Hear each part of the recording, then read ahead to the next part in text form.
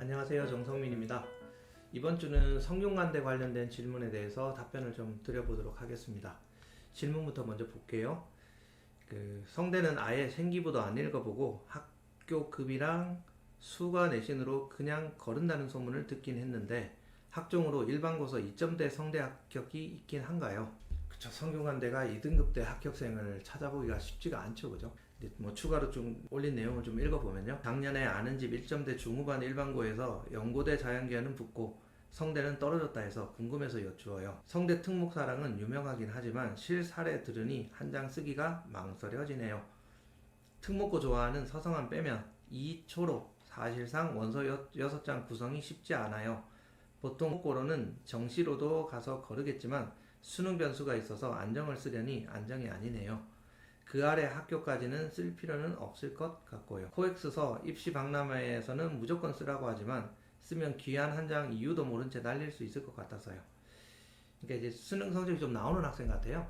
그러니까 그 성대 밑으로는 안 가고 싶은데, 근데 또 성대도 수능으로도 갈 수 있을 것 같긴 해도 불안해서 이제 한 장 좀 써놓고 싶다라고 하시는 것 같은데, 근데 그쵸, 이제 이렇게 되면 불안한 마음인데 코엑스 가서 입사관이 지원을 하라라고 이제 얘기를 했는데도 불구하고 이제 그 말을 좀 믿기가 쉽지가 않다라고 얘기를 하는 겁니다. 뭐 이렇게 입사관 얘기를 전적으로 믿을 수 없는 것이 막 적극적으로 쓰라고 하는 학생들이 많이 떨어지기도 합니다. 그렇기 때문에 그걸 무턱대고 이제 붙을 거다라고 지원하는 거는 조금 이제 섣부른 판단이다라고 볼 수가 있겠죠. 신중하게 잘 판단하시고 계신 것 같은데, 솔직히 말씀을 드리면 저도 이제 이 학군지 지역에서는 성균관대를 2등급대 학생, 초반 학생이 지원을 해서 그걸 합격하기가 굉장히 어렵습니다. 그 이유는 안 쓰려고 하기 때문이죠.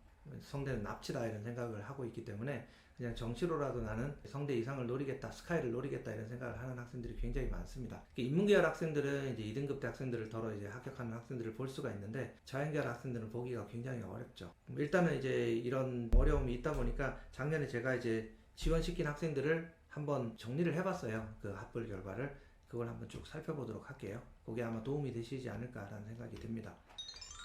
한 모집 단위만 시간이 없어서 정리를 해봤어요. 공학계열 계열 모집으로 쓴 학생만 정리를 해봤는데 일단은 24건이고요. 이 학생들 내신이 1.09부터 2.37까지 이렇게 이제 지원을 했는데요. 제가 합부를 확인한 사례입니다. 2.37까지가 있는데 이 학생들 중에서 일단은 지금 합격한 사례하고 불합격한 사례를 같이 이제 섞어놨는데 이거를 이제 좀 구분을 해봤어요. 이제 일단 비학군지 일반고의 비서울, 그리고 비학군지 일반고의 서울, 그리고 학군지 일반고의 비서울, 그리고 학군지 일반고의 서울, 이렇게 구분을 했어요.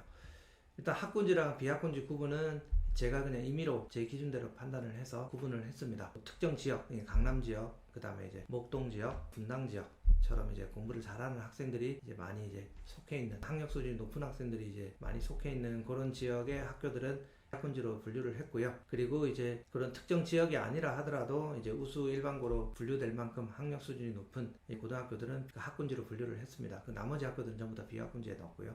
보면은 이제 재밌는 사례들이 좀, 흥미로운 사례들이 좀 많습니다. 일단은 뭐 1.09, 1.16, 1.20, 1.21, 1.16, 1.27, 그러니까 1.3 이내에 들어가는 학생들도 지원한 사례들이 6건이나 됐는데요. 그것도 공학계열에. 뭐 이 학생들은 이제 공대를 가겠다라고 마음을 먹었던 학생들도 있고 그렇지 않은 학생들도 있습니다. 이제 안정이라고 해서 이제 지원을 했는데 그 안정이 이제 제대로 이제 실현이 됐는지를 보면은 대체로는 이 학생들은 다 합격을 했습니다. 전부 채취합을 했고 한 명만 채취합인지 추가 합격인지 구분이 안 돼서 그 5번째 학생만 그냥 합이라고 써놨는데요. 이 학생들 대부분이 이제 그냥 서울대나 연세대나 고려대, 카이스트 이런 학교들까지 합격을 같이 했고 조선대 약대를 합격한 학생도 1.09짜리는 합격을 했습니다. 대체로 이런 학생들은 수능 최저가 안 되기 때문에 지원하는 경우들이 많죠, 그죠? 그 다음에 이제 이 사례들은 뭐 참고할 만한 게 아닌 것 같아서 건너뛰고요. 그다음 그 밑으로 보면은 비학군지 일반고 비서울에서 1.90 학생이 추가 합격을 했습니다. 근데 재밌는 거는 이 학생은 연고대는 합격을 못했는데 서울대 지구환경과학과에 합격을 최종 합격을 했습니다. 일단 비학군지 일반고의 비서울 사례를 보면은 그쵸, 2.0이 넘어가는 사례는 제가 가지고 있는 건 공학계열 내에서는 없습니다. 그 다음에 그 밑으로 이제 비학군지 일반고 이제 서울 사례를 살펴봐도 1.37부터 1.70까지 쭉 사례들이 나오는데요. 재밌는 거는 이 학생들이 전부 다 이제 한 건을 빼고 그 성대에 전부 다 합격을 했고요. 1.37부터 1.68까지는 전부 다 최초 합이든 추가 합격이든 다 합격을 했습니다. 근데 1.70은 끝까지 합격을 못했습니다. 근데 그 학생이 고려대 물리학과는 최종 합격을 했습니다.